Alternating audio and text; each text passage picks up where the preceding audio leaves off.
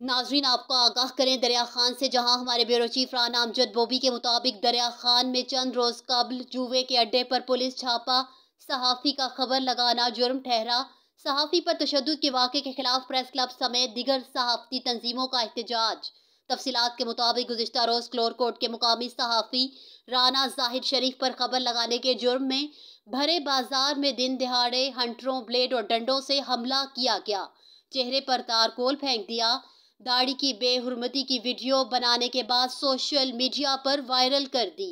क्योंकि क्लोरकोट के इलाके लच्छनवाला में 4 रोज कबल पुलिस ने मुर्ख लड़ाई जुए के अड्डे पर छापा मारा तो मुलजिमान ने पुलिस से मुज़ाहमत की और काफ़ी देर तक पुलिस को यरगमाल बनाए रखा, लेकिन इसके बावजूद पुलिस की जानिब से कोई कानूनी कार्रवाई ना की गई।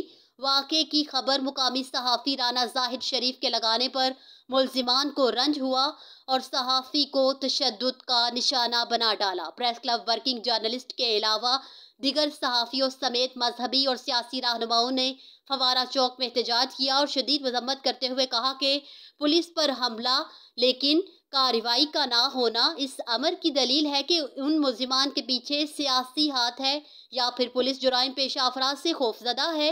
उन्होंने मुतालबा किया कि तमाम मुलजिमान की गिरफ्तारी को अमल में लाते हुए मुलजिमान को बिला खौफ मुंतकी इंजाम तक पहुँचाया जाए।